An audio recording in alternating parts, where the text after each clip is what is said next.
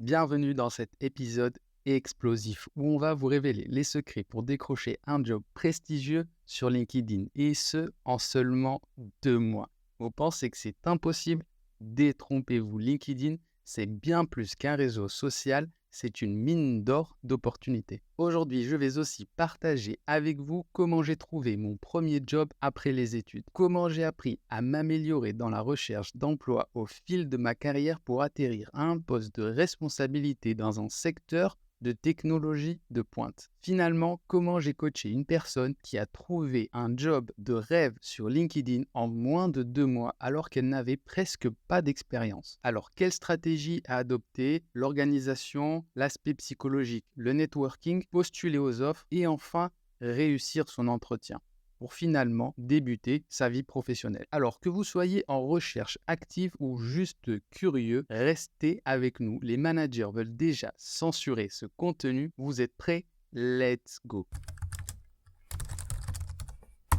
Moi, c'est Kamel, je suis ingénieur avec 15 ans d'expérience et un MBA en poche ainsi que plusieurs certifications. Je suis entrepreneur et investisseur aussi. Je parle couramment 4 langues dont l'allemand. J'ai vécu dans 4 pays différents et aujourd'hui, je suis basé au Moyen-Orient. Tout au long de ma carrière, j'ai dû apprendre à chercher un emploi. Autrement dit, me vendre sur le marché du travail. Depuis la fin de mes études jusqu'à aujourd'hui, j'ai pu accumuler beaucoup d'expérience. J'ai appris à utiliser différents outils dont LinkedIn et j'ai mis en place des méthodes pour augmenter considérablement ses chances de décrocher le job de ses rêves. Sur ma chaîne, vous allez trouver des contenus qui invitent à agir, changer, bouger et qui motivent. Mon objectif, c'est de vous aider à avancer avec des méthodes simples à utiliser en mettant du sens derrière ce que vous entreprenez et le tout sans trop se prendre la tête. Sans plus tarder, plongeons-nous dans le topic du jour. Je me souviens de ma première recherche d'emploi après mes études d'ingénieur. J'étais en Allemagne et le moins que l'on puisse dire, c'est que je ne savais pas dans quoi je m'embarquais. Il y a une étude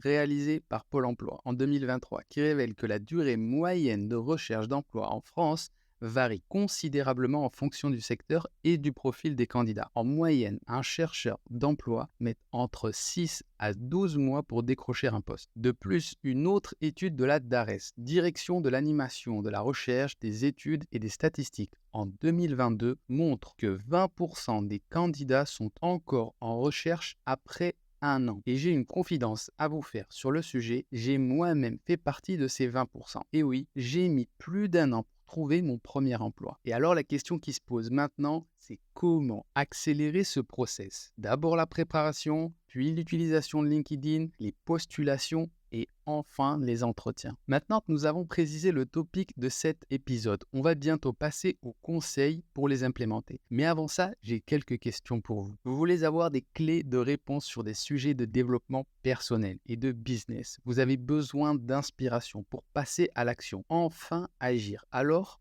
faites en sorte de suivre mon contenu. Vous allez en ressortir boosté à bloc.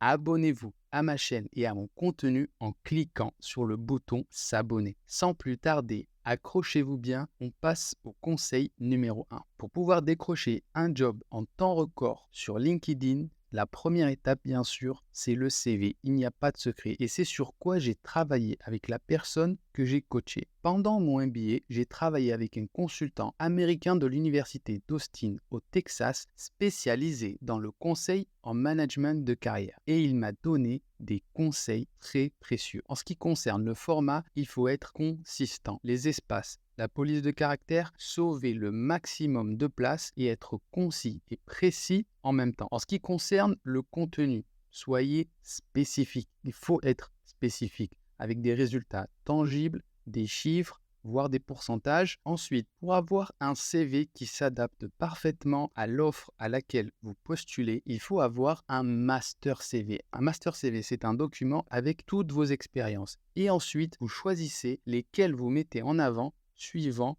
l'offre à laquelle vous voulez postuler. Vous pouvez aussi bien entendu faire plusieurs CV. La règle d'or en ce qui concerne les CV, c'est embellissez le CV mais ne mentez pas. Aussi, utilisez des expressions et des mots-clés. Par exemple, pour décrire un stage en biologie, si vous dites que vous avez été technicienne en biologie pour l'industrie pharmaceutique ou technicienne en biologie avec maîtrise des techniques de microscopie, tout de suite, ça paraît mieux et ça passe beaucoup mieux sur votre CV. C'est beaucoup plus professionnel. Une fois qu'on a un CV soigné, il s'agit maintenant d'aligner votre profil LinkedIn avec votre CV. Il faut aligner votre profil avec le CV, choisir intelligemment votre titre en dessous du nom sur votre profil avec des mots-clés là encore. Le but, c'est que le profil apparaisse dans les recherches. En ce qui me concerne, par exemple, j'utilise la section dédiée au nom pour mettre en avant des certifications. Aussi, je fais très attention à soigner l'introduction du profil qui met en avant les atouts et soit vraiment attrayante. C'est après tout la présentation. Un autre élément très intéressant, c'est de demander des recommandations de collègues ou anciens responsables. Ça donne vraiment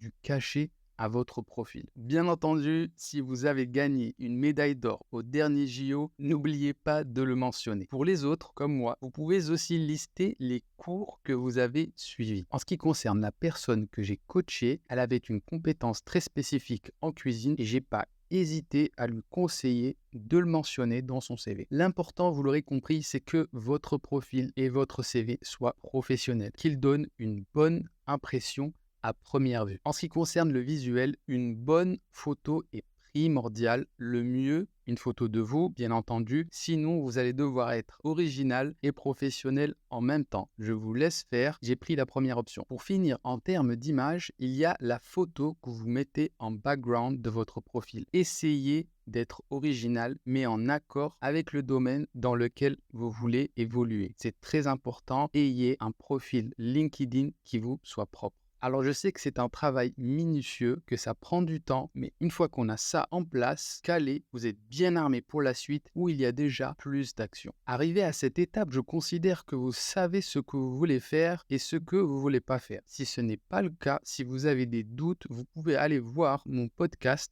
mon épisode sur comment trouver sa voie. Il est disponible et pourra vous aiguiller efficacement. Allez, on passe au deuxième conseil et il s'agit du network. Autrement dit du réseau. Une étude réalisée par LinkedIn indique qu'environ 85% des emplois sont pourvus grâce au réseautage. D'autres sources, comme la Harvard Business Review, estiment que 70 à 80% des opportunités d'emploi sont comblées via le réseau personnel ou professionnel. D'où l'importance du réseau et donc de LinkedIn qui permet de se créer un réseau presque infini à travers le monde depuis son smartphone. Rajoutez des HR, des managers, des gens du même domaine, même à l'étranger. Faites-vous connaître. Pour se créer un réseau et l'augmenter, ne négligez pas les forums et events. Le contact humain, c'est très important. Bien entendu, il y a aussi les webinars et les events online. Quand vous faites votre réseau, votre network, vous commencez à avoir accès à certaines applications, à certaines offres d'emploi. Alors maintenant, il faut postuler, il faut trouver des annonces et envoyer votre CV. Vous pouvez faire des recherches spécifiques avec Alarm sur LinkedIn. Ensuite, vous pouvez directement